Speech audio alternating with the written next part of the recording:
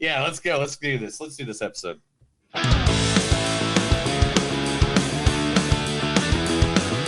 It's a show by Chris and Neil with all great movies. They are the real deal. We watch them all, so you don't have to. It's movies that don't suck and some that do. And here is a new episode of Movies That Don't Suck and Some That Do. My name is Neil. I'm Chris. And today we're bringing you not one, not two. No, just two. Yeah, two movies. I didn't watch the third one, whatever it was. You're like, what's the third movie, Neil? No, just two movies that we watched in the world of entertainment this past week. First, we are going to talk about the Danish remake that only took 11 days to shoot, is what I read. Yeah. And then on top of that, the director was Antoine suspected Fuqua for COVID. Yeah. And so he was actually directing it from a van off of the property, and they would yell from a ladder over a fence down to him, and he'd be like, "Good take, do another." But so first, it's called what? It's called The Guilty, featuring the one, the only, so beautiful of a man that every man that acts with him falls in love with him, Jake Gyllenhaal. Yeah, we'll try this one. And I'll say it just once. Go ahead. Tell you what, we could have had a good life together. Fucking real good life. Had us a place of our own. But you didn't want it, Ennis. So what we got now is Brokeback Mountain. That's obviously from Brokeback Mountain. Obviously. I was trying to get the part where he says, "I can't quit you." Yeah, but there's so much. Because it's what you and I do. But we can't. I listened to that part, but there's too much going on. Like we need that just his voice. So yeah, and it's just that was. But there's other voices that are in this movie, and I'm going to say voices because there isn't a lot of full characters that you see. But one is Riley Coe. Yeah, we'll try this. Oh, hey. Last month, I went dancing at this cute spot in Florida where my roommate's girl made like 5 G's a night. My roommate just told me that he going out there tomorrow, and he asked me if I had any friends that want to make some money, and you the first bitch I thought of. Damn, bitch. We just met yesterday, and you already trying to take hoe trips together? Hoe trips. So why don't we take hoe trips together, Chris? I don't know, but that's Riley Coe. She doesn't really talk like that. She doesn't. No, she doesn't really talk. That's from Zola. That's from Zola. Yeah. That's from the movie Zola. And then Peter Skarsgård is in as well. Just Peter Skarsgård, not Skarsgård. As I said. You said Skarsgård. Skarsgård. Skarsgård. I'm doing great. He's right, though. I'm not a doer. Although I did get to examine an alien body recently. That was very cool. I can't tell anyone about it. That's from Green Lantern, right? Yeah, the greatest superhero movie of all time. And you didn't tell me, you didn't send me other clips. So it's got Ethan Hawke as a voice. It's even got Bill Burr as a voice. Yeah, I know Bill Burr's in there. There's a bunch of people that pop up in there. Paul Dano. And yeah, Paul Dano and stuff like that. But the thing is, everybody is only in it for like seconds, and then they're on the phone. So I try to get the three main characters in that movie. What's the other movie we saw? The other movie is based on one of the best-selling comic books in the history of man, Maximum Carnage, Spider-Man. It is also the #1 top-selling movie since pandemic has hit, with over $103 million at the box office already. We're talking about the one, the only, Venom. Let there be carnage. Featuring one of the greatest actors known to man. The two main guys are in this movie are the best two of the main actors ever known to man. One, the beautiful man that he's so nice, you could say his name twice, Tom Hardy. Prison was honestly brilliant. I liked it personally. I loved it. It was exciting. It was on the edge. It was madness at its very best. It's from Bronson. Yeah. One of my favorite movies he ever did. That's the movie that got me to know who Tom Hardy was. Charles Bronson said that no one could play him but Tom Hardy. Yeah. It's amazing. And then the second actor in this movie, one of the greats of all time, you know him from The People versus Larry Flint, Zombieland. He played Woody on Cheers because that's creative, because his name is Woody Harrelson. You'll never understand, Wayne. You and me, we're not even the same species. I used to be you, then I evolved.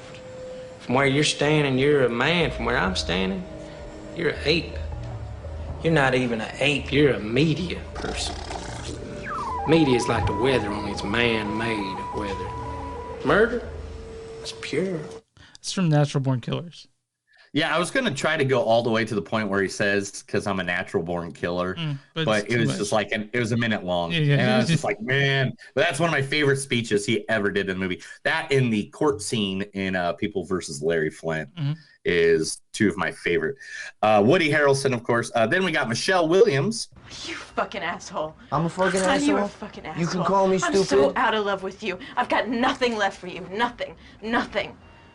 Nothing. There is nothing here for you. There is nothing here for you. I don't love you. Say stuff. I don't. Don't say stuff you can't take back. You fucking asked for it. You asked me. You asked me. I couldn't drive you crazy I talked to you. I gave you the goddamn answer, and you don't like it. That's why I don't fucking talk to you. No, I'm not gonna hit you. You're the bad guy, not me, asshole. So that's from Blue Valentine, movie that really fucked me up. By the way. Yeah, right. But it's a good movie. Yeah, it's like a great movie. It's a great movie. It's one of her best works. It's her with Ryan Gosling. That's Michelle Williams, and also Naomi Harris, who I just watched or just saw in Skyfall. Don't lie to me, boy. I'm your mama. That bitch over there ain't no kin of ya. I'm your blood, remember? Now, I ain't feeling good. I need something to help me out. Come on, baby. Come on, baby. It's from Moonlight, trying to get her son to give her money for drugs.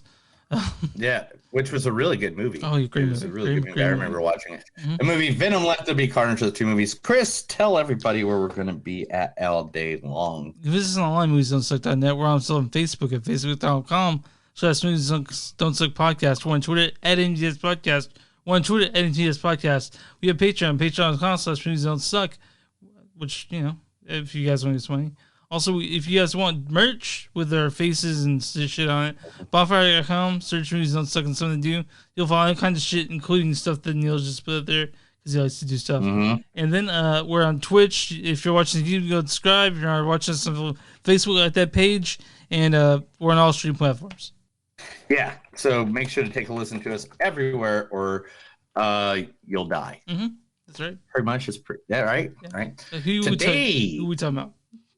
Today's sponsor is going to be a restaurant I went to on this past Saturday. Gamble's Pastory Grocery. Gamble's Gambill apostrophe S. It's located at 1921 South Harvard Avenue, Tulsa, Oklahoma 74112. Now, this place, we walked in, and like I said, it's like a dive. It's got the red and white picnic tables and all that stuff, you know, with the old plasticky generic cloths, you know what I'm talking about? Yeah. And so these people make their own pasta. They make their own sauce. They make their own vodka sauce. But here, let me read from their website. Their favorite food experiences have tended to be in low-key environments with handmade eats. That's why they focus on food made from scratch, served up at affordable prices. They are meticulous on every step of the process. They make the pasta fresh daily. They slow cook the bolognese meat sauce for 12 hours with homemade stock. They roast their own coffee and cocoa for gelato and tiramisu. They distill their own rum for their tiramisu, and they make their own vodka for the vodka sauce. Like, isn't that insane? I am telling you, this dude brought us out 4 bowls of pasta and meatballs. And I mean, he made chicken cutlets. He made like homemade, he had sausage they make their own. And I never ate so much pasta in one sitting, I think, my entire life, dude. It was just ridiculous. I'm glad because it sobered me up, and then we went and got super drunk after that. But it was just ridiculous. ridiculous. So if you guys get a chance, if you're in the Tulsa area, go by Gamble's Pastry and Grocery. You can look them up at Gamble's Pasta on Facebook, GAMBILLS Pasta, PASTA. Okay, that's it, right? Yeah. Woo! Woo! Get excited, man. Be happy. Yeah, I'm fine. Be happy. You're spending time with your friend. Are you okay? Is everything okay? I'm fine. Do you got a beer? Do you need a beer? I got 3 of them. All right. I haven't So so I need your help. All right. So my wife went squatching this past weekend. All right. Yeah. And she went by a brewery. If you guys don't know, squatching is searching for Bigfoot. Searching for Bigfoot. So she went by this brewery and she got me a 6-pack, which is all different beers. Mm-hmm. So should I drink the Three Rivers beer first, the Rooster beer, or the Sneaky Snake? Do the snake. Do the snake. I haven't had any alcohol because I've been waiting for you to choose what I should drink first. Oh, okay, well, I'm sorry for keeping you waiting on that one. And this is from Mountain Fork Brewery in Hoxatown, Oklahoma. This is that's a pretty good frosty beverage. Tasty beverage. Mm-hmm. Okay. Well, I haven't opened a beer yet. We'll see if I do that. But you should open a beer. You look like you need a beer, man. You look like you need a beer, a hug, a handshake, a rim job, a hand job. I just had a fucking busy. busy. You want me to lick in your ear a little? No, I'm good, dude. Just had a busy day, man. Just worn out. But this is a good time. This is when you get to reflect on good entertainment, good stuff. Like, what did you guys do this past week? I don't know. Look at my calendar. Real quick. What would we do this week? This past weekend? Fuck, sorry. Because I just forget, and we did games on Friday and Saturday. So. There you go. That's awesome stuff. Yeah, 4 games, man. So we did. Yeah, we on our side we went and I worked Friday night at the Tulsa State Fair and POD played. So I watched the beginning of that. Mm-hmm. I almost got I kept on getting mugged by high schoolers. Mugged? Yeah, so I have a table that we give out free swag. Gotcha. They just keep yanking stuff, huh? Yeah. And they were just like, you don't have my size. Well, this is the stuff I have, man. Yeah. This is all I have. Yeah. I don't know what you want. Yeah. It's not like I got a magical group of people making shit in the background. And then last night was the Yin Yang Twins with Vanilla Ice. And what was that like? That was double the amount of people I've seen all week long. That was the biggest crowd I have seen for the state fair the entire week. So that was intense. A lot of people like Vanilla Ice, what you're saying. And the Yin Yang Twins too. Because you got to remember how many songs the Yin Yang Twins were in. You got Miss New Booty, Shake It Like a Salt Shaker, Shots, Low, Get Low, Get Low, Get Low, Get Low, To the Window, To the Wall, I'm trying to think. A bunch of different songs that they were on. And everything. And then Vanilla Ice came out, and he was singing some of his songs, but then he was putting in some covers, like Play That Funky Music, White Boy, but he did a rap over it and stuff like that. So was it rap Vanilla Ice or was it rock Vanilla Ice or was it both? It was kind of a mixture, man. Okay. To be honest, he just came out and did it. And then he had the Ninja Turtles come out. He did Ninja Rap. And he did Go Ninja, Go Ninja, Go. Yeah, he did that. I got video, man. I'll post it up on Facebook here in a few minutes. Cool. And then he invited a bunch of people up on stage. He had inflatable dudes walking around, inflatable costumes. He was having fun with it. You could tell, he knows what he is. He knows where he's at in life, And he knows he's kind of a joke, right?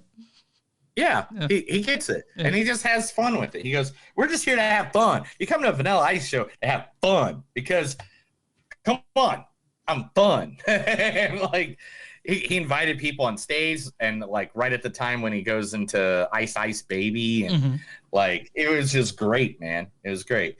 He's like, we didn't twerk in the 90s, man. You got to do the Running Man or get the fuck out of here. You know, it was great. Yeah, man. I'm glad you had a good time. Oh, skeet, skeet, motherfucker. Yeah, exactly. Someone just said, oh, skeet, skeet, motherfucker. Yeah. Oh, skeet, skeet, goddamn, goddamn. Oh, skeet, skeet, motherfucker. Oh, skeet, skeet, goddamn, goddamn. Oh, 6'9", 3'6" time. On this altar, one more time, get low. Get low, get low, get low. Right. To the window, to the walls, yeah. to the sweat dripped off my balls. All these bitches, well, just crawl. Anyway, okay. I used to do backups on karaoke a lot for that song. Yeah, I'll have fun with that. Oh yeah, why not? Yeah. Why not? That's what life's all about, Chris. It's having fun. Right. But it ain't no fun until the homies have some. Let's talk about something that's not that was that's I mean, let's talk about a movie. Completely terrifying and sad. It makes everybody depressed. Let's talk about a 911 caller. Let's talk about The Guilty. The Guilty. Directed by Antoine Fuqua. He's done things such as Training Day, The Equalizer, Southpaw. I mean, he's a Training Day. He's a legit director. Yeah. Tears of the Sun. Shooter. You remember Shooter? Mm-hmm. Yeah. Remember The Equalizer? Yeah, he did The Equalizer 1 and 2. The first one's the better one. We all know that, but but he directed this. But it's actually a remake of a Danish film called Den Skildage. Which means basically the same. The Guilty. Yeah, and it's the American screenplay was adapted by Nick Pizzolatto. He's done stuff like for True Detective and it looks like he's worked with a bunch of other Antoine Fuqua stuff as well. But this stars Jake Gyllenhaal. It plays Joe Baylor. Yeah, we'll try this one. And I'll say it just once. Go ahead. Tell you what, we could have had a good life together. There we go. And we could have had a good life together, Chris. I know. This also stars Riley, the voice of Riley Coe as Emily Layton. Hey. Last month, I went dancing at this cute spot in Florida. There we go. And then we also have Peter Sarsgaard, who does the voice of Henry Fisher. I'm doing great. He's right, though. I'm not a doer. That's good. Also stars Sergeant Denise Ethan Hawke, Adrian Martinez, Becky Wu, freaking so many people on this. Paul Dano. Bill Burr popped up at some point. I know that. Paul Dano's there. But Eli Gorey. Yeah, like there's so many. But the thing is, those are all voices. Because let me read the synopsis on this so people know why. Yeah.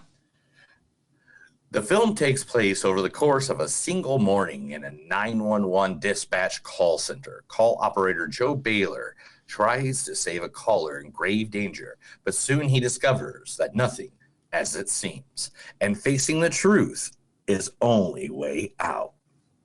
Yeah, so this takes place completely in a 911 call center. Very limited storytelling. All of it. Yeah, all on the telephone. And that's why they filmed it in 11 days.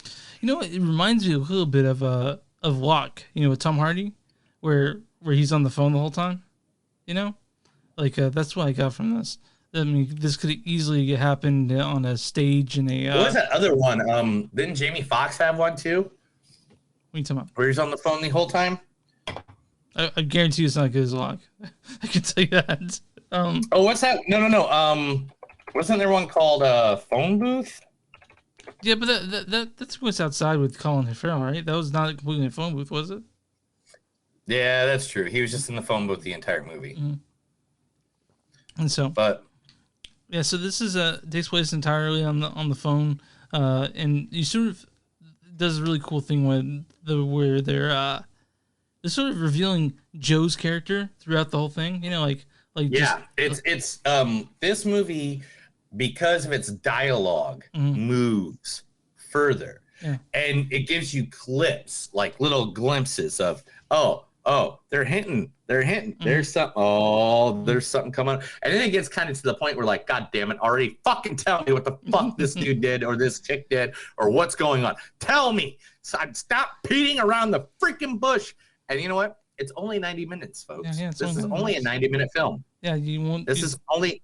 This is not. So I mean, this is not a whole evening. This is just part of it.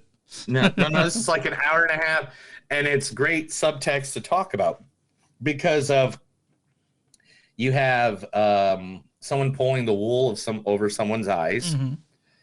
You have a deflection of character. Yeah. You have,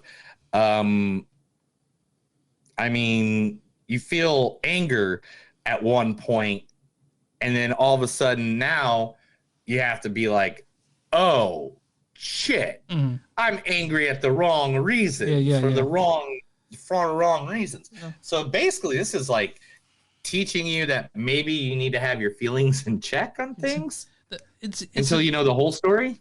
Yeah, it has a few twists. It has things that make your stomach turn. Sort of. Wait a minute.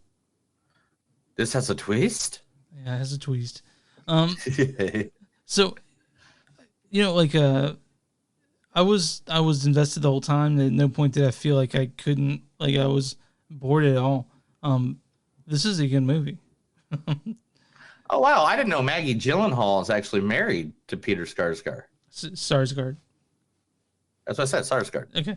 Yeah, they're married. Yeah, I was wondering. He's like, I wonder if he was talking to his sister about. I bet Peter would do it. Literally.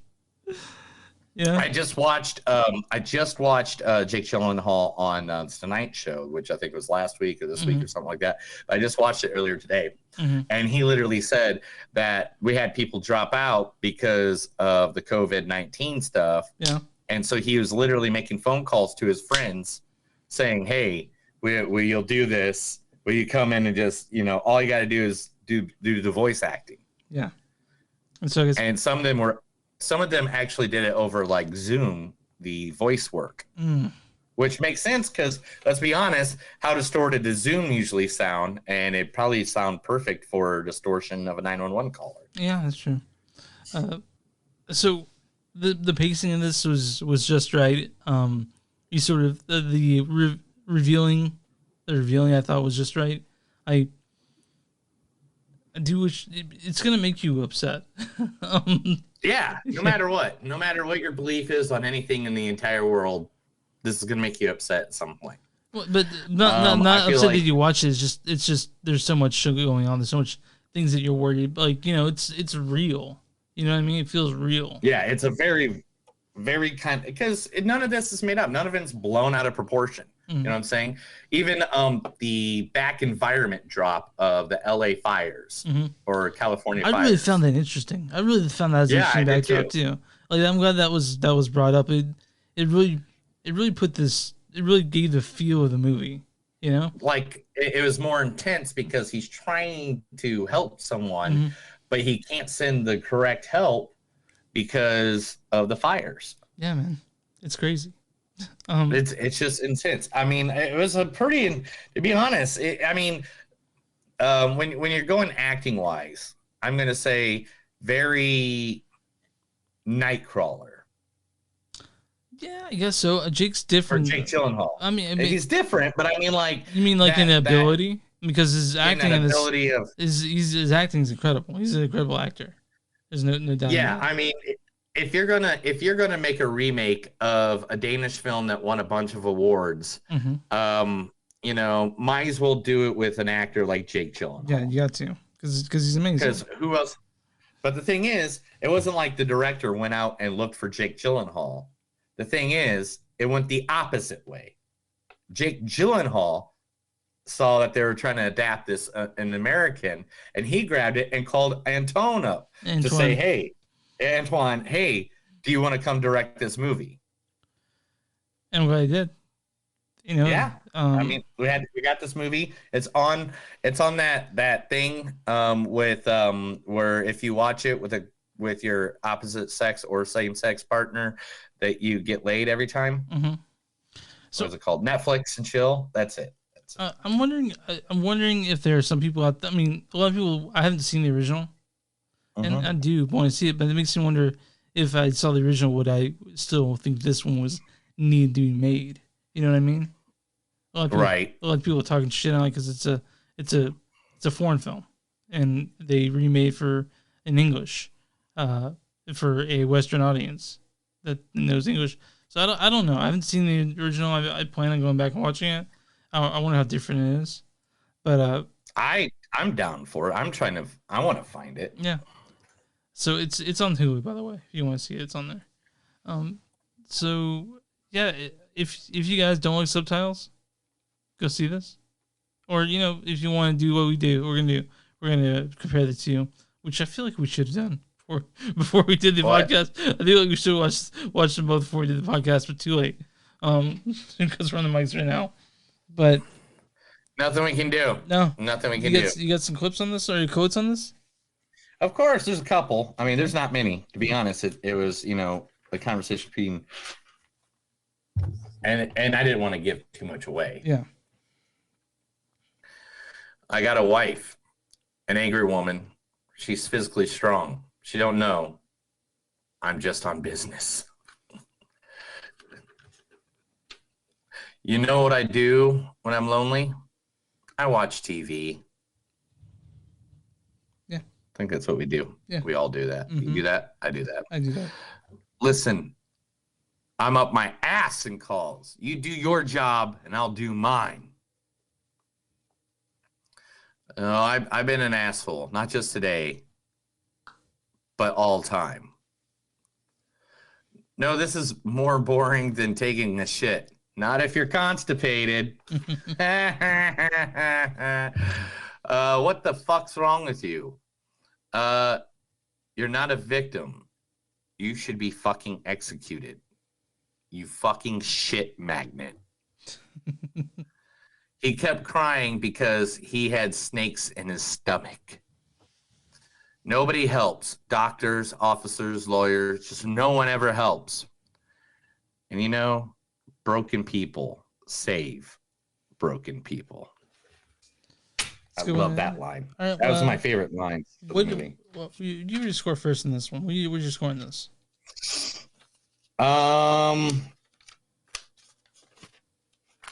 I give it a 3.8. Okay. I wanted to like it better. I don't know, man. Maybe the standalone, just one person movie is not my thing. Because what other one did we just recently watch? I wasn't a big fan of. Did we watch some Pilot. Okay, yeah, Pilot, yeah.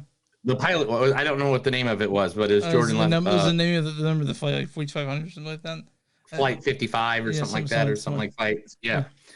And I just wish, because he acted his ass off, and don't get me wrong, he did. If I saw this as a play, if I saw this as a one-man show, where voices are out in the background, maybe I'd have got more into it.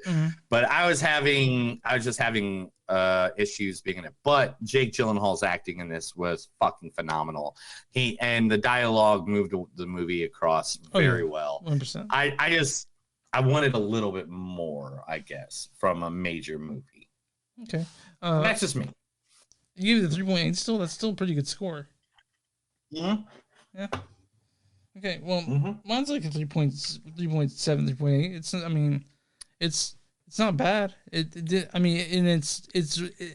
But here's the problem, though. I had someone ask me what movies we're doing this week yesterday, and I couldn't fucking remember it. I was like, what movie did we watch? Oh, wow. Yeah. That's bad. Yeah. It came to me in a little bit, but I was like, yeah, oh, fuck, yeah, I did watch that. And that's the problem with it. It was forgettable. Yeah, forgettable. But it's not bad. And, Jake Gyllenhaal acts his ass off. But, it's good. But, again, it didn't knock my socks off. It was fine. It knocked my socks off in your face. So, do you want to? We're going to guess the Rotten Tomatoes score. Or should we guess the Iron score for Rotten Tomatoes for The Guilty?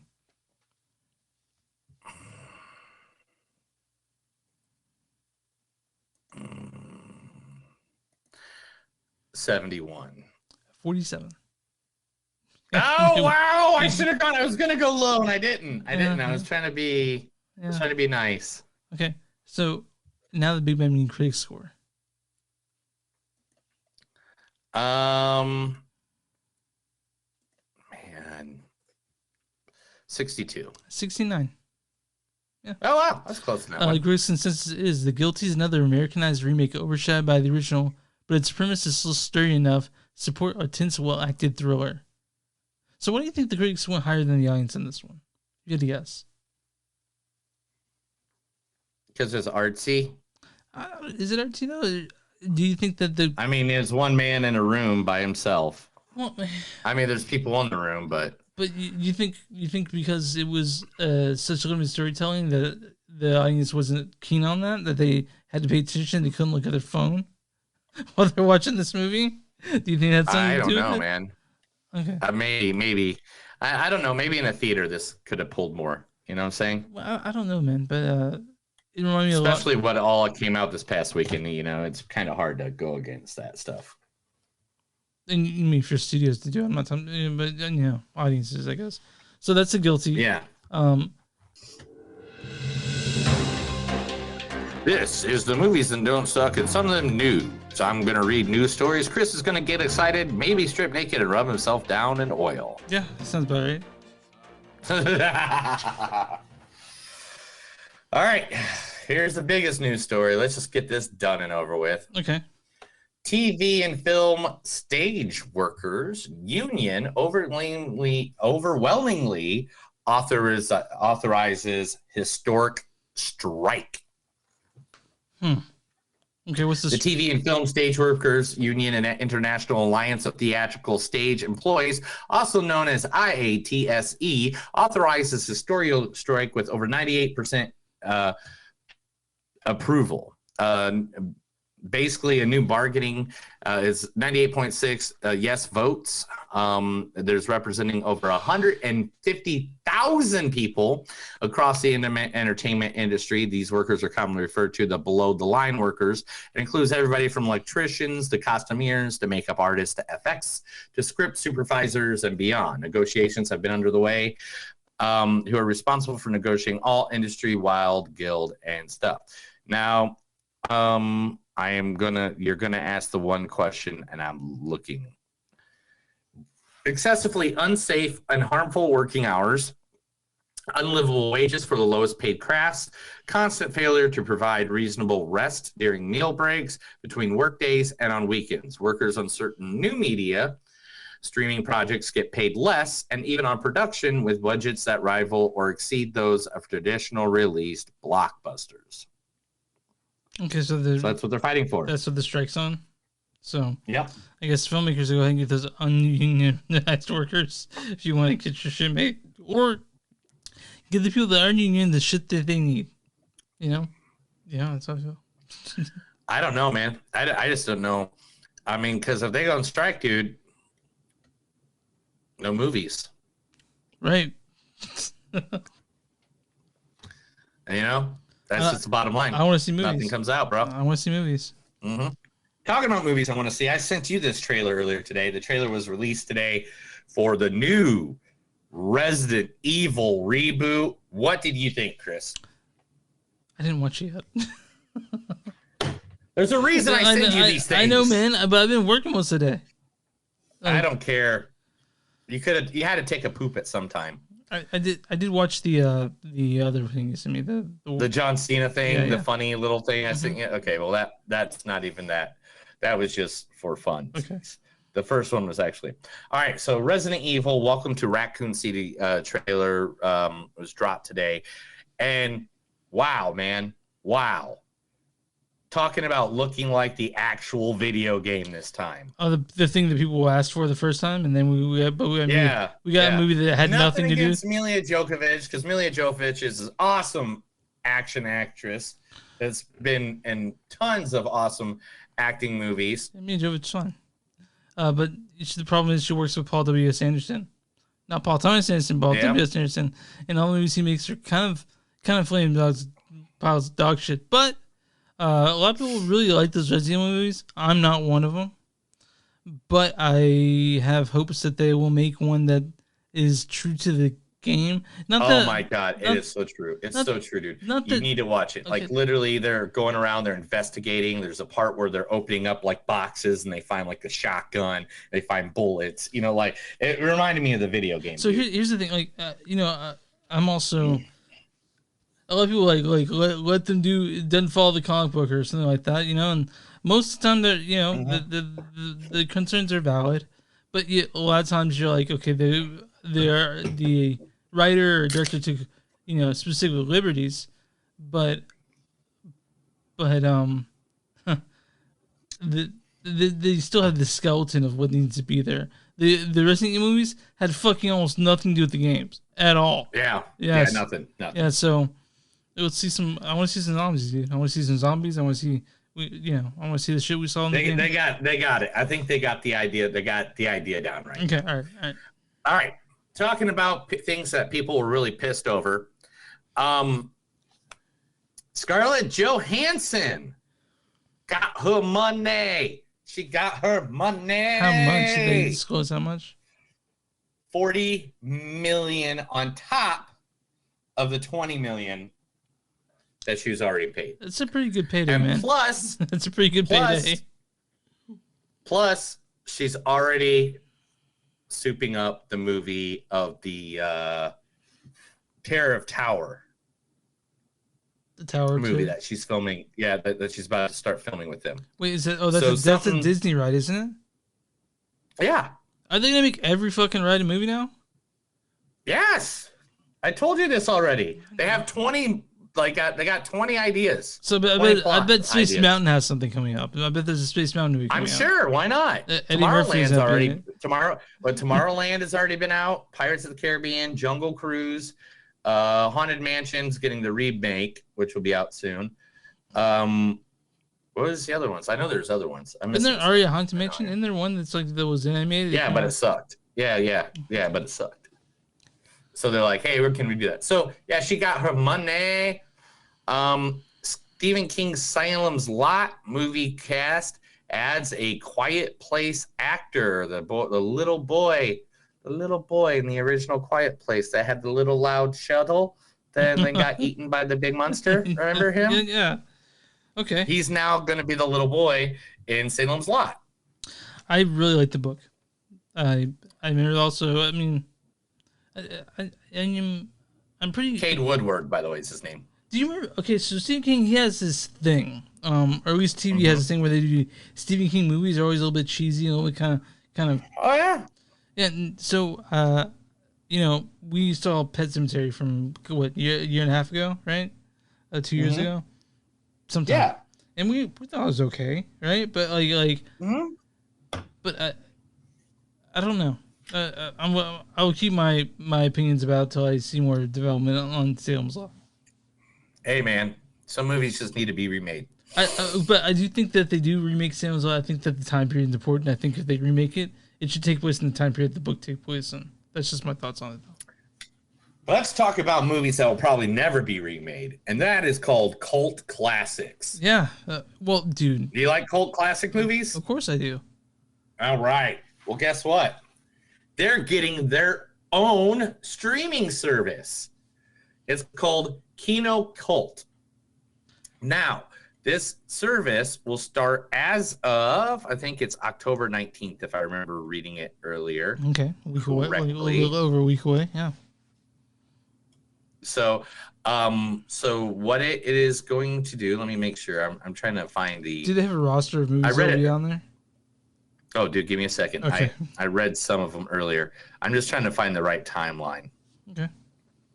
But the library will feature films like Annie Lily, Armored, A Girl Walks Home Alone at Night, Dogtooth, classics like Metropolicy from 1927, 70s and 80s, occult, hard-boiled horror films, golden age exploitation, films like Reefer Madness is going to be there. There are also highlights that are specific director highlights, which I knew you would like, like Jesus Franco and Mario Bava. Now, this will be available on all service devices. Roku. You can sync it up. Yep, it's called Kino Lorber. So it's KINOLORBER, and you can Roku, and Amazon Fire, Apple TV, all these. You can add it to any of those. They have a vast. This is from Kinocult's owner and visionary, Kino Lorber CEO Richard Lorber, who says, with our vast library built over 40 years and key partner labels and many genres specialties, we have an enormous potential to hyper-serve genre audiences, the most passionate of all film lovers, with a selection of both new and rare films that you cannot find literally anywhere else in the HD world. You no longer need to live in a big city with a great reputed theater to access this kind of cool, awesome cult gems. They are now available free to the push of the button. Wait, they're free? Yeah, it's free. You just go download it. It's free. Holy shit. I didn't know that. Yeah. Okay. Ain't that awesome? Yeah, I thought it was, I was like, well, I'm just a subscription, but you're saying this is free. Holy shit. Yeah, it's free. You can add it to any of your shit. All right, well, I'm excited. Now let's see if I can make you cry. Okay. Are you ready for this? I'm ready for it. Netflix and Howard University has now created the $5.4 million Chadwick Boseman Scholarship. Okay, 500. How much? Chadwick Boseman. I know you. Chadwick Boseman. I know who Chadwick Boseman is. How much is it again? $5.4 million. Nice. Okay. So every year, a student will be chosen by a committee of Chadwick Boseman's family. Mm-hmm. Two will get their 4 years, all 4 years of college paid for at Howard University, the university where Chadwick Boseman got his fine arts degree. Okay, cool. Isn't that amazing? That's awesome. I was like, when I read that, I was just like, oh, that's amazing. We all miss Chadwick. Yeah, we all miss him. Oh man, he's the best. And it didn't help that today I watched the last thing he ever did. Oh, yeah. Which was What If, the Marvel animated series. Yeah. He voiced all the Black Panther parts before he passed away. It's T'Challa parts. Yeah, so that's funny. All right, let's go back to something weird and crazy. Almost like crazy, like you tell someone you're falling in love. Yeah. And you're like jumping on a couch, telling them how much in love you are. Like you're jumping on a couch, and then you tell people that's normal, dude. That's normal. Everyone does that. Oh. Then you tell people that prescription pills are actually there to brainwash you and to be part of. Do you know who I'm talking about yet? Yeah, you're talking about Tom Cruise. All right, Tom Cruise wants to be the first man to ever film in space. Yeah, sure. Who doesn't? You remember me telling you this? Yeah. From like a couple weeks ago. Yeah. Yeah. Russia says, fuck you, Tom. We already doing it. Oh, Russia. So Russia has already got filmmakers up in space making a movie filmed in space, all in space. Just to beat America again in another space race. Wait, again? They didn't win the first time. Yeah, they did. They're the first ones to have satellites in space. But we're the first one to the moon, dude. Yeah, whoopee. Yay, you got a little bit further than we did. Way further. There's a show on Apple TV called From the Earth to the Moon where it postulates what the Russians had made it first. Does it show the photographers that made the moon filmage and the actors? Come on. I'm kidding. My name's Neil. Come on. I'm literally named after Neil Armstrong. No, I'm not. I'm named after my grandfather. Well, yeah. Do you know who Jason Blum is? Blumhouse. Good job. Yeah. All right. He has already read the script for the new Exorcist reboot, and he says this is probably going to be the scariest movie that Blumhouse has ever put out. Do they need to remake it, though? I don't know, man. I don't know. What are your thoughts on it? I mean, like, be honest. Like, there's times I said no. Why the fuck are you remaking that? Fuck you for remaking that. And then something like Dune comes out. You know? Well, we haven't seen Dune yet, man. We haven't seen Dune yet. I haven't seen it yet, but I've seen enough of it because I've only seen the trailer 942 times at this fucking juncture in my life. I mean, every time I've seen the Dune trailer. I have an answer. Every time I see the trailer, I get fucking super excited. I saw on Monday when I went to go see Venom, or Tuesday when I was see Venom. I was with my wife, and I was like, my knees are moving. I was like, I pointed. I'm like, yes, we need to see that because I'm so excited for June, dude. It's still a couple weeks away. But And anybody else that says that Dune copies Star Wars, Dune the book was written in 1965 or 64. I read it, dude. I read that book. Yeah, and Star Wars wasn't written until 1976. So, how many people were saying it copies it? How many people were saying copies? I don't know. It's big. It's a big thing on internet right now. Think about it, dude. Think about like Matt and Megan Trainor has her and her husband have toilets next to each other. That's weird for sure. That's definitely weird. Right? I want to mention that me and my wife, we installed a $200 bidet attachment. Our toilet in the hall bath is like a Japanese toilet. Yeah. Dude. It's amazing. Oh, you got a new one now? Yeah. It's warm seats, warmed water. It's got all kinds of gadgetry on it, man. It's awesome. I'm driving up to your house just to poop. Yeah, you have the cleanest butthole on the planet, dude. Nice. You don't need those wipes anymore, man. You just need that water spray in your beehole, and you just need to dry it off with the toilet paper. You're fine. All right. One of your favorite movies of all times is getting not just the remake, the reboot, but it's having a continuous movie as well. Coming out this winter. What happens when people leave their animals home alone? Yes, it is Pups Alone, featuring Jennifer Love Hewitt and Danny. Try to. I can't even say it anywhere. Pups Alone. It is a movie that is based on Home Alone. Oh, okay. I was like, what remake? This is fucking. But it's based off of the dogs. And the voices are Jerry O'Connell, Jennifer Love Hewitt, Rob Schneider, Dolph Lundgren, Tyler Hollinger, Isidore Swan, Nicholas Tudajo, Eric Roberts, and Keith David, Malcolm McDowell, and Danny Trejo. I don't know how to feel about it. I don't even know how to feel about that. Here's the synopsis. One of your favorite things, the synopsis. Get ready for a hilarious K9 holiday hijinks. While everyone is away on a company ski trip, a jealous inventor hires two thieves to break into his coworker's house and steal his top secret new creation. But they are no match for mischievous pack of neighborhood pups who set up tricks and traps to protect the home and save Christmas. I can guarantee I'm probably not going to see that movie. I 100% knew you were going to say that. I love every moment of talking about stuff like that for you. You good? All right. No, I'm got three more things. You ready? Yeah. Keanu Reeves confirms R-rated Berserker movie is happening at Netflix.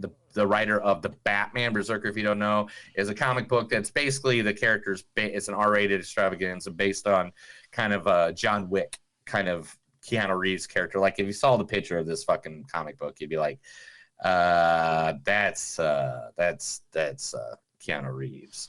And so that's cool. They're making another badass movie with Keanu Reeves.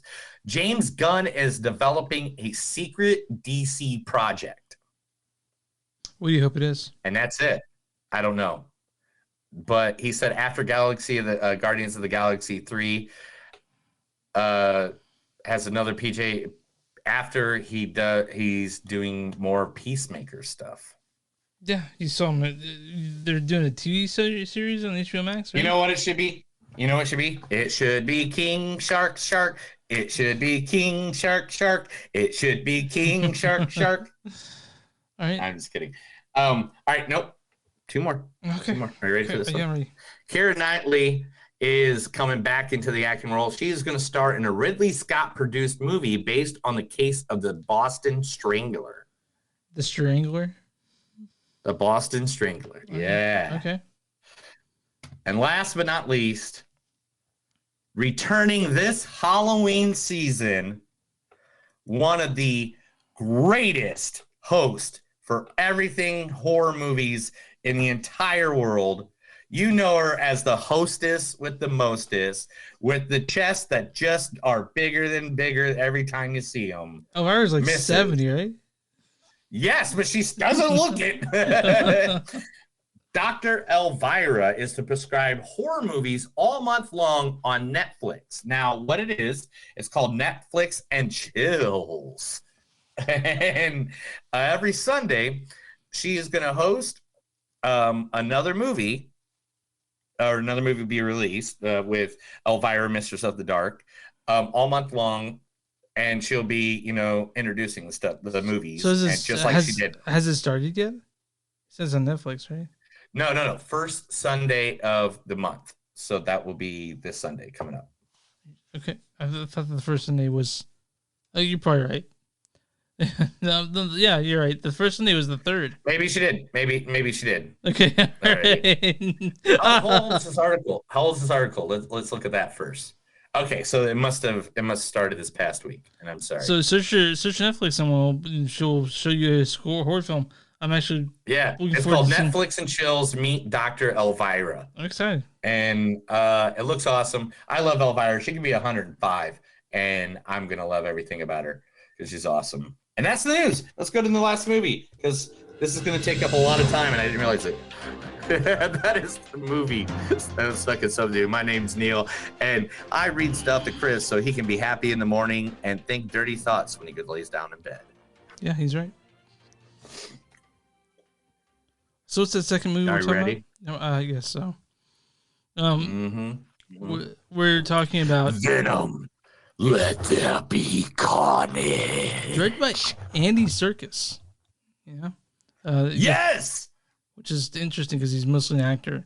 He's directed not much before he did a movie called Breathe. He did Mowgli: Legend of the Jungle back in 2018, which I think was a sequel to the Jungle Book. Mm-hmm. But the thing is, he also helped with a lot of the creative aspects of CGI work, of everything from Gollum, from Lord of the Rings to Caesar, from Planet of the Apes. He was King Kong. I mean, and working on both sides of that. I mean, that got, especially in a movie like this where two of your main characters are all CG. This stars Tom Hardy as Eddie Brock. Prison was honestly brilliant. We also have Woody Harrelson as Cletus Cassidy, or Carnage. You'll never understand, Wayne. You and me, we're not even the same species. Right? And then it also stars Michelle Williams as Anne Weying. You fucking asshole. There we go. And then sorry, we got Emily Harris. That was great. We got Emily Harris. My beer. It's Francie Barrison. Don't lie to me, boy. Francis Barry. Don't lie to me, boy. I'm your mama. That bitch over there ain't no Kenya. I'm your blood, remember? Yeah. So also stars Reed Scott as Dr. Dan Lewis. It's Scroobius Pip is in this. I fucking did not know that. Who? Scroobius Pip. He's a musician. Yeah. He's a musician. Yeah. Yeah. And so why don't you read the storyline of this one, bud? And Little Sims too. Little Sims, who actually has had a #1 hit this past year, called Venom, which wasn't based on the character at all. It's just the name of the song. You think they called her up after that? You want to be in the actual movie? Yeah, they did. Okay. That's 100% what happened. Okay. I watched probably about 3 more hours on this after the movie. Okay. Yeah, storyline. Of course. Here's the storyline. I'll read the storyline to you. Get to it. Read a fucking comic. There you go. There it is. No. Eddie Brock struggles to adjust to his new life as a host of the alien symbiote Venom, which grants him superhuman abilities in order to be a lethal vigilante. Brock attempts to reignite his career by interviewing serial killer Cletus Cassidy, who becomes the host of the symbiote Carnage and escapes prison after a failed execution. So I need you to give me 30 seconds where I'm just going to say something. You can't interrupt me, okay? All right, so I love Tom Hardy. You're interrupting me right now with that. I love Tom Hardy. He's a great actor. But I hated about half this movie. And I want to tell you why. I cannot stand the Tom Hardy Venom interaction. Can't stand it. A lot of people love that about it. To me, I couldn't get on board with it, and it just irritated me. I don't understand why. I really have no good reason, but I did not find Venom funny. I did not find Tom Hardy funny. And that part, in the kineticism of Andy Serkis, the first 10 minutes of this movie, to me seemed like I was watching a fucking trailer for something, not a fucking movie. And so, the parts I didn't hate were the action sequences, even though those are mostly CGI. I could have gone online and watched the fucking cartoon if I wanted to see that, though. This movie's it's just over 90 minutes, like 80 minutes long, 88 minutes long. I'm sorry, out of 37. And I really feel like they made this movie so they could have the end credit scene, which is going to be a big deal later on. We'll talk about it in the spoiler section.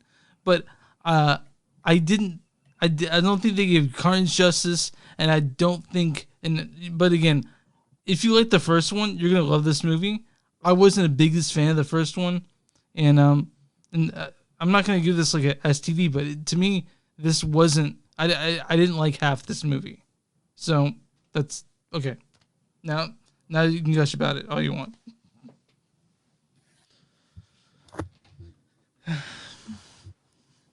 This is probably the best work with CGI that we've seen in the last 20 years of film animation, just because Andy Serkis knew what he was doing. He came in, made the Venom so he didn't look like a slickery oil slick like he did in the first one.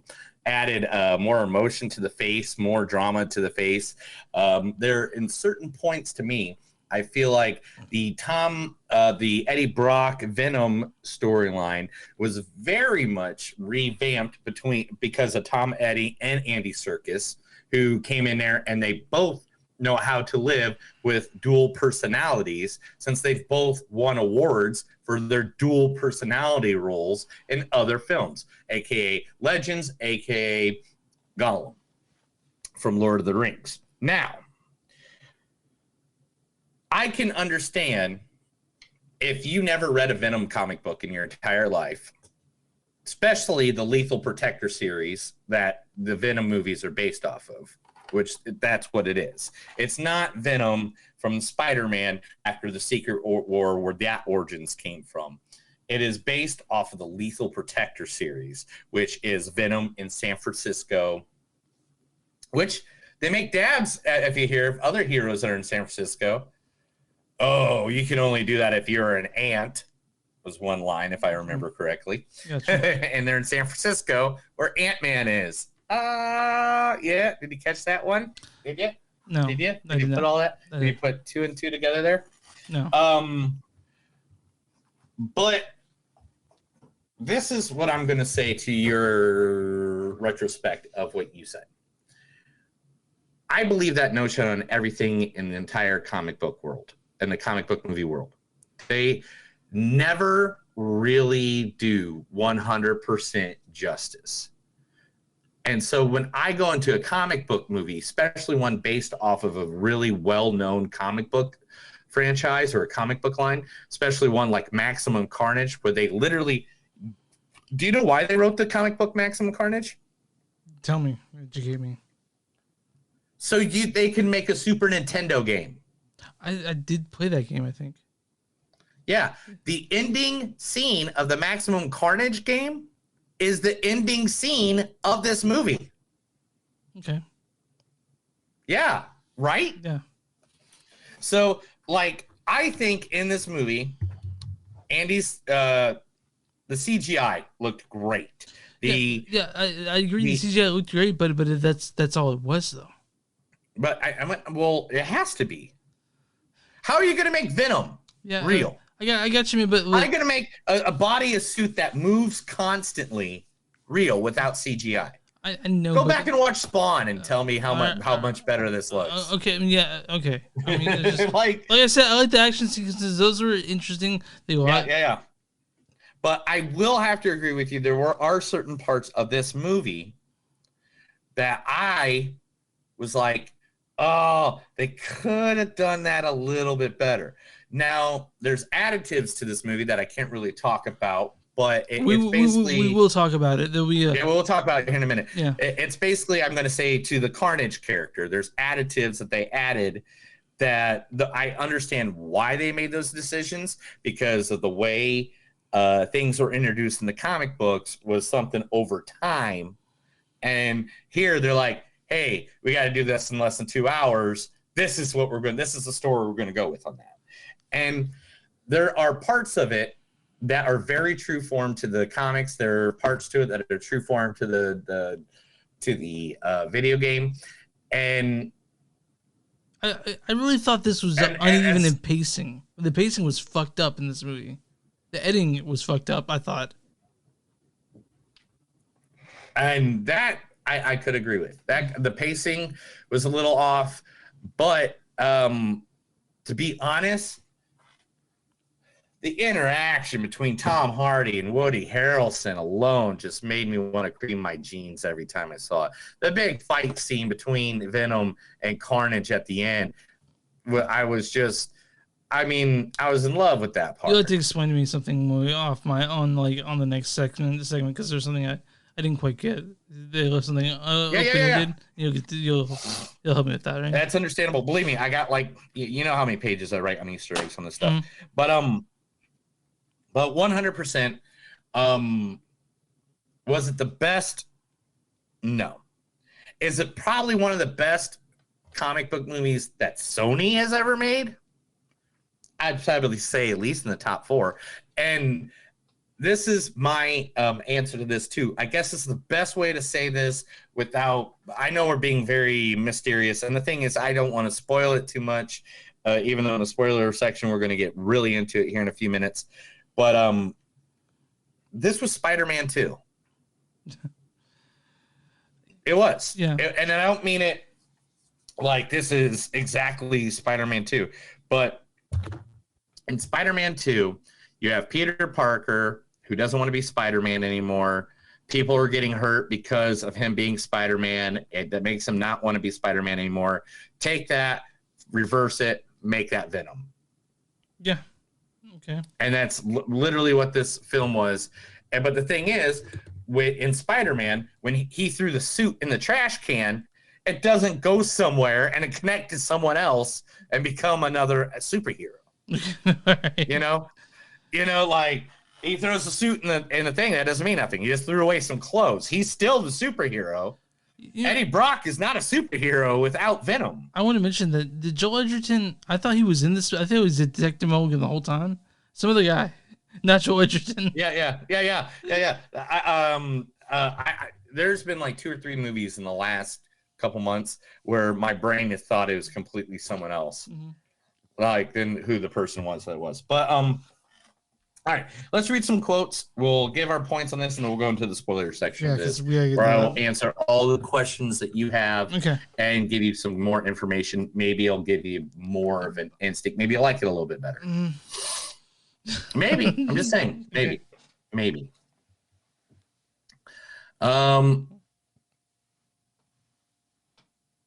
You know how hard it is to read my writing when I write it in the dark, sure, right? Sure, gotcha. Oh, did I tell you I almost got in a fight with a whole row of people this movie too? That's awesome. No, tell me about that. There's some teenagers that were like in the top back row. Yeah. And I was an IMAX middle row, middle seat, you know. And there's only like maybe it was like a 10 o'clock at night movie. Okay. Like I went after I worked all day. And like literally I'm in there and these people they're like running back and forth, and I look back several times and they don't do anything. And there's other people in the theater, but they're just like, let's leave them alone. Yeah. You know, like you can tell they're annoyed too. And finally I just stood up and was like, hey, can you do me a favor? Can you guys sit the fuck down and shut the fuck up so the rest of us can enjoy this fucking movie? Thank you. Have a good night. Yeah. And I sat back down. And then they got like, and I was like, I didn't even turn around, and they didn't say anything for the rest of the movie, though. Yeah, they didn't want to fight. They didn't want to fight you. There you go, dude. No. But, all right, so here we go. Quotes. Your old boyfriend is getting what he deserves. Oh, you are a bottom feedful. People love serial killers. All my secrets and so much carnage. Do you think that He's a serial killer. Yeah. Do you think they used that because he was a serial killer in Natural Born Yes, Killers? he was a serial killer. Okay, all right. No, he was a serial killer. Cletus Cassidy is a serial killer. Mhm. Serial killer. I mean, do you think they cast Woody Harrelson because of that?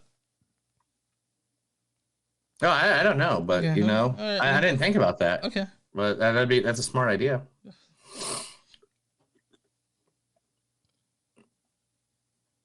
He's a serial killer. I don't think he likes anyone.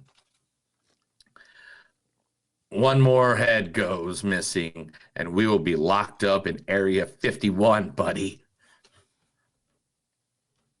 Don't worry. Bye-bye, Grandma, you old puckered sphincter. Lions do not eat salad. There's me. There is a me. Not a. I can't read that one. You are. You are cancer to everyone you ever loved, Eddie. Sorry. Let me fix. Oh, I'm sorry. Let me fix it. So I can break it again.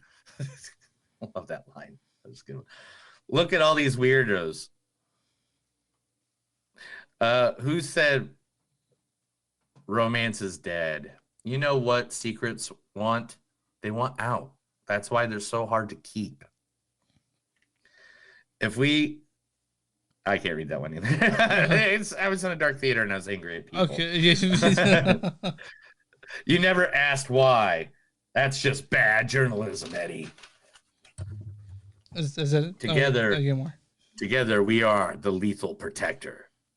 And then let there be carnage. And then, of course, the best one in the entire movie. Fuck this guy.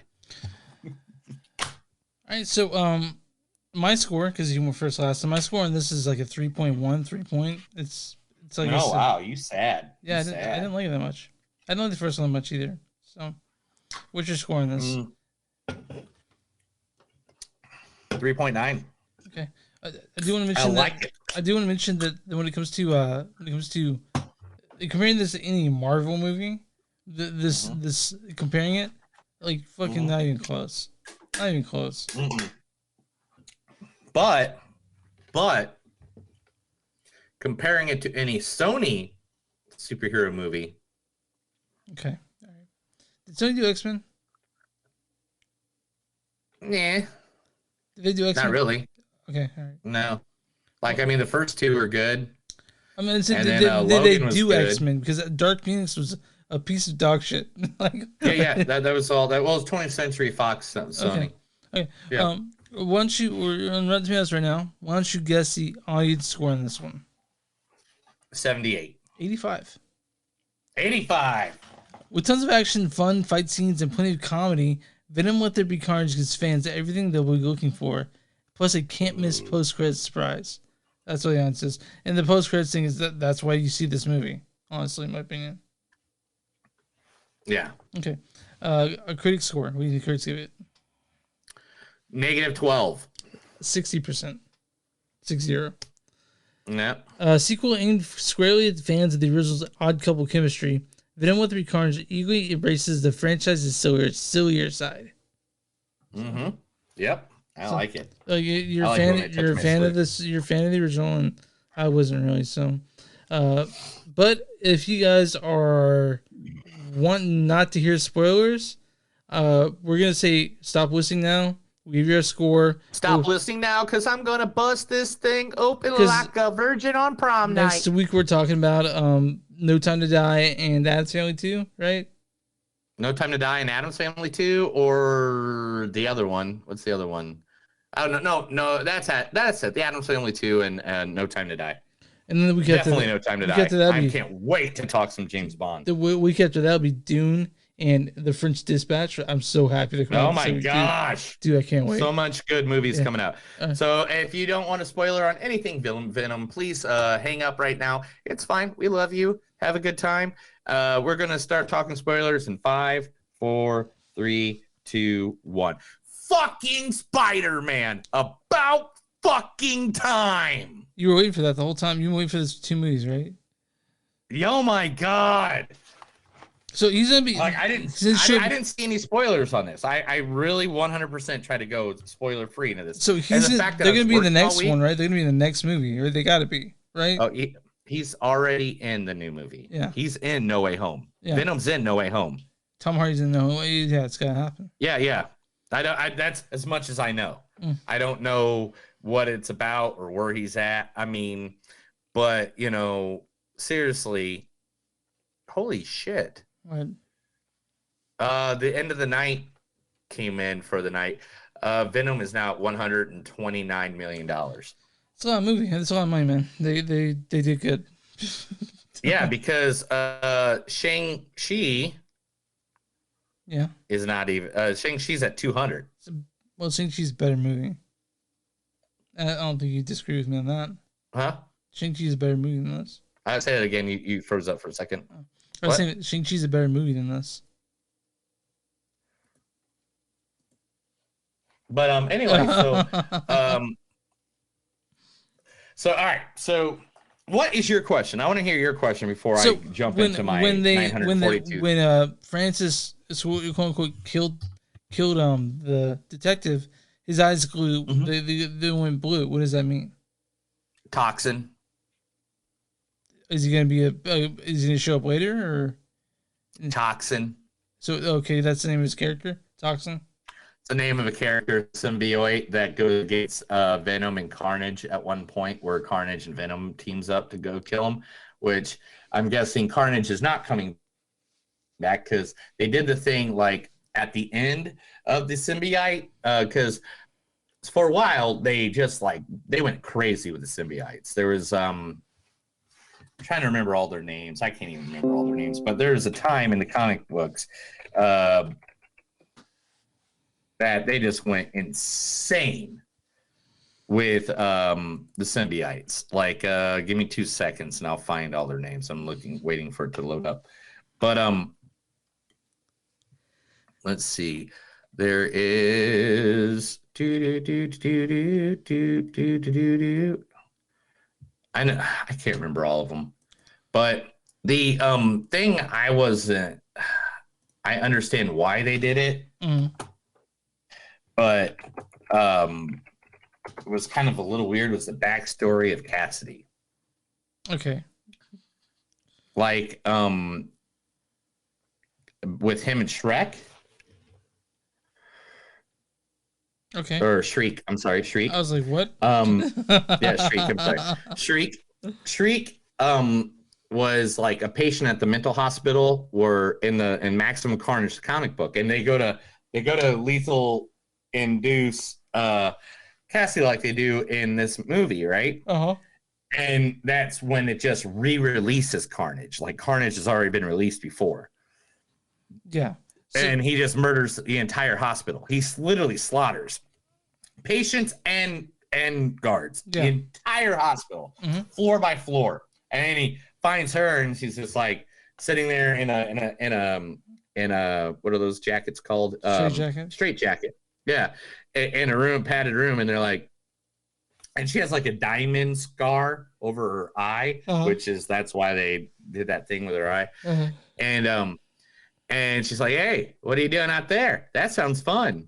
And he's like, what are you? And she's just like, I like killing too. Let's fucking kill together. And that was like it. That's it. In the comic books, that was it. It wasn't they knew each other since birth or whatever.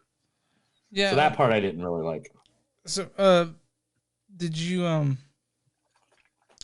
want to know what your you had no clue that was going to happen at the end, right? The post-credit scene took you by surprise, correct? No.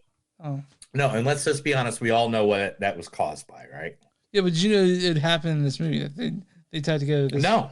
So you were So you were like I was fucking surprised. I said, "Holy fuck, Spider-Man!" at the time it happened in the theater with the people I just yelled at about being loud. I did find some of the names: Venom, Carnage, Toxin, Anti-Venom, Null, Dreadface. Scream, Lasher, Plague, Agony, Riot, Hybrid. God, like so literally many. there's so many at a time.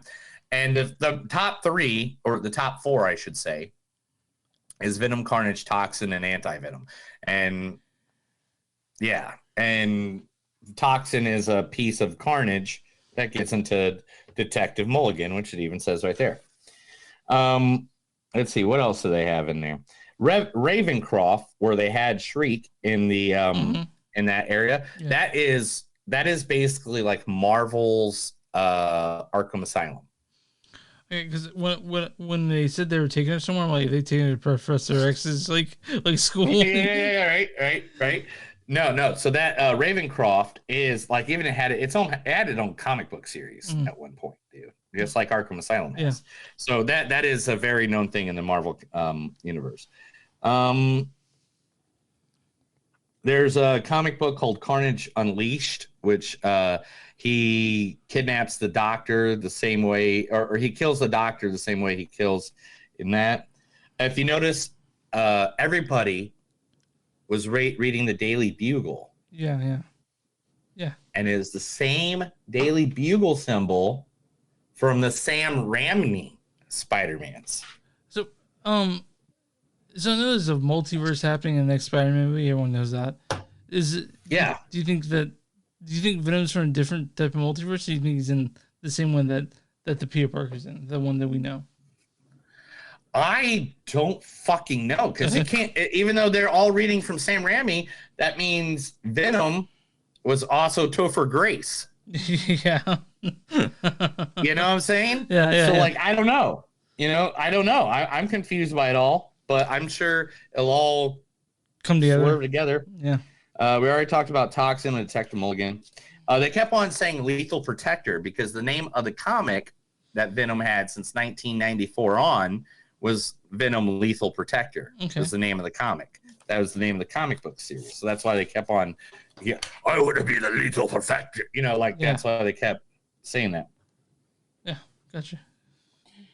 On the cell wall of Cassidy was thus stringly and our soul's construction, and by slight ligaments and we bound to prosperity and ruin. That is a phrase actually from Mary Shelley's Frankenstein.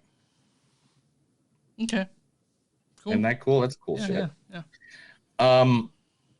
On the wall of the police station, while they were reading the Daily Bugle, on the wall behind him, the mugshot was of a Eric Larson, who is the designer and drawer of the 1990s Venom and Spider-Man comic books. Isn't that cool? That's nice. Cool. That's nice. Yeah. Yeah. And then here's the other cameo that you missed, maybe, when Eddie Brock and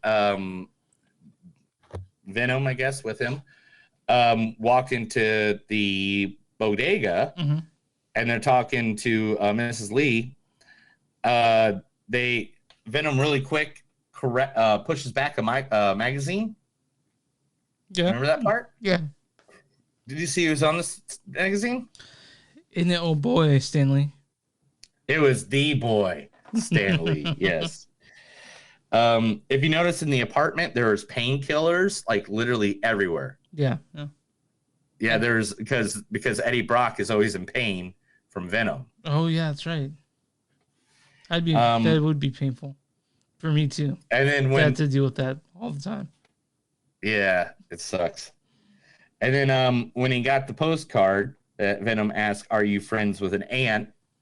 Because they're in San Francisco, same place as Ant-Man. Ant-Man. In the comic books, they had it the same way in the movie. Cletus kills his grandmother by pushing her down the stairs and throwing a hairdryer into the bathtub to kill his mom. Oh yeah. So that's the same. That's the same. They kept that very, very true.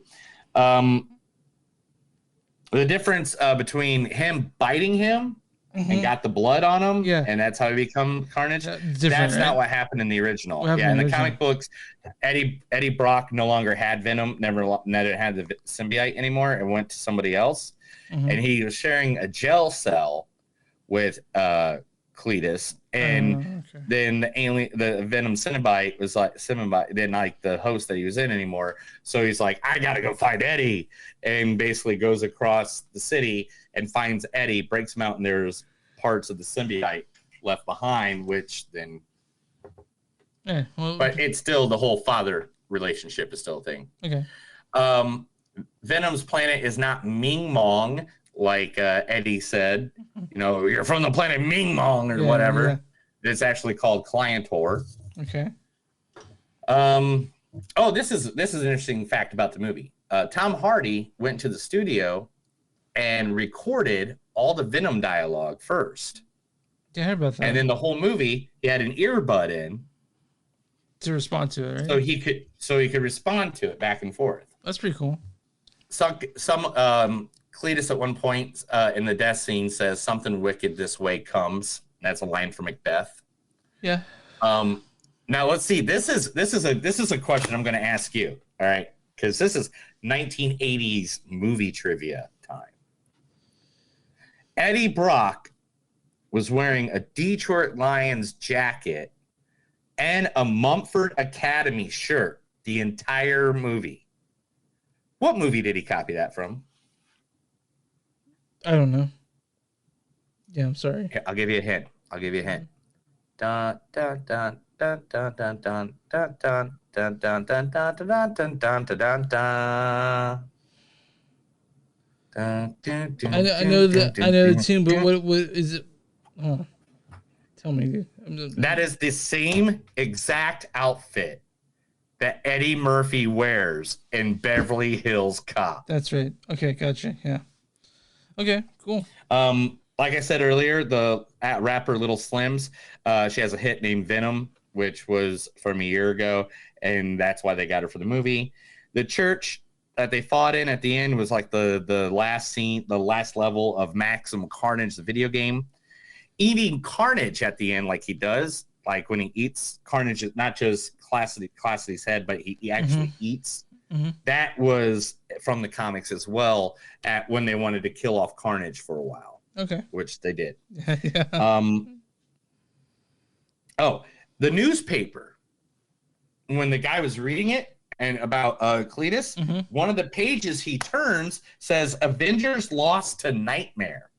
And Nightmare, that's an actual thing that happens in the comic books, was there's this character named Nightmare that took over the Avengers for a while because he brainwashed them. Is it gonna happen? I mean, is that? Yeah, it was just in the newspaper. The guy was reading this, one of the pages. Somebody caught it. Wow, crazy! It was like that's nuts. That's insane. And it makes me think that it makes me think that they're from a different universe than the one that Tom Holland's in. You know what? After watching the What If, it's all balls go. I mean, the What If series made it very clear that there's multiple verses and there's multiple this, multiple that. The one thing I'm going to say about this movie is, like, I understand some of the changes, but some of them was just kind of stupid. Oh, yeah. And I love the actress they got to play Shriek. Yeah, no, she played the Voodoo Queen, and she Frances Williams, or Naomi Harris. I'm sorry, Naomi Harris, because she also played in like the Pirates of the Caribbean as the Voodoo Queen, and she was cute as the Voodoo Queen. Yeah, and I 100% get it and everything like that. I don't know. There's something about this movie that I liked it, but at the same time, like, I think I'm just over, because this is, be honest, Maximum Carnage comic books, and I still have them to this day, dude. Yeah. It was one of my favorite things to read. Yeah. It was. It was I read that comic book, dude. I literally had it underneath my bathroom sink. Oh yeah, and I would read it constantly, dude. Like that was my bathroom reading before cell phones, you know. Yeah. Like I read the Maximum Carnage comic books so many times over and over, and you know what? To be honest, I know what it's missing. Now that I think about it, I'm thinking about it too hard. And now let's go back and just relax for a second. Okay. Take a sip of this frosty beverage. Mm-hmm. Go ahead and tell me what's missing. Spider-Man. Okay. All right. Yeah, it's just Spider-Man. I mean, literally, how can you have Venom and Carnage without Spider-Man at this point. Yeah, well, they're finally getting there. I mean, I know they're finally getting there because they finally got the rights. Yeah. But damn, we need to do something about this shit. Yeah, when's the next one come out? December? Yeah, I think like Christmas. Oh yeah, you're excited. I know. Spider-Man does everything a spider can. Touches himself with all 8 legs. Oh wait a minute, no, that's not the song. That's not the song. No. December 17th. You're excited, right? I mean, you're gonna be there, right? Naked. Okay. Hopefully. Okay. Butt naked, ready to go. All right, man. Well, are we good? I don't know why. Are we good? I guess we're good. Yeah, I don't have many more spoilers than that because it's basically based off of one comic book and a video game. I mean, I can sit here and ruin all day long about things about Venom. I mean, I can tell you about his mother and what she did to him as a small child. Yeah. And, but right. I mean, I feel like that is the gist of it. I think in some areas I do agree with you. Yeah. Yeah, because a lot of people like this movie, and I'm not shitting on it for it, but it just didn't do it for me. It wasn't my type of movie. I was, by the way, I was much harsher on Tuesday, so I had a day to cool down on this. So, but why? I don't know, man. Why don't you like symbiotes? Why don't you like things that make you use your imagination? Imagination. Visit us online, moviesdon'tsuck.net. We're on Facebook, facebook.com/podcast. We're on Twitter, NTS Podcast. We're on Instagram, NTS Podcast. We have Patreon, patreon.com/moviesdon'tsuck. We don't get paid for this. Not saying you have to pay us, but hey, it'd be nice. And then we also, Bonfire, we have shirts and stuff and other things. You can go to bonfire.com and search your name, Movies Don't Suck, and something to do. You'll find all our stuff. We're on, if you're watching us on YouTube and subscribe, you watch us on Facebook, go ahead and like that page. And if you're watching on Twitch, I guess you subscribe for that too, right? Is that how that works? Sure. Okay. And then you watch, we're on all streaming platforms. Where you find podcasts, you can find Movies Don't Suck and something to do. Neil, what do we do for small businesses? If you're a small business, call us up at any time, and I'll be more than happy to post you right here on this lovely podcast. I got a couple coming up that some people that have already hit me up. Hit me up. You can hit me up here at any one of our, on Facebook. Message me on info@moviesdon'tsuck.com or .net. I mean, and then Movies Don't Suck podcast at Gmail. Is that it? Yeah. Right? Yeah, it works. And hit me up. I'll be more than happy to advertise. Or if you see me on the street, or if you're trying to touch me in my no places, whatever. Yeah, whatever makes me happy. Works. All right. You good? Yeah, I'm good. Let's get out of here. That's another episode of Movies Don't Suck and Some Do. My name's Neil. And I'm Chris. And remember, anytime you're hanging out with your friends and you feel guilty about something, just kick them in the balls and say, they got the Venom now. Have a good night.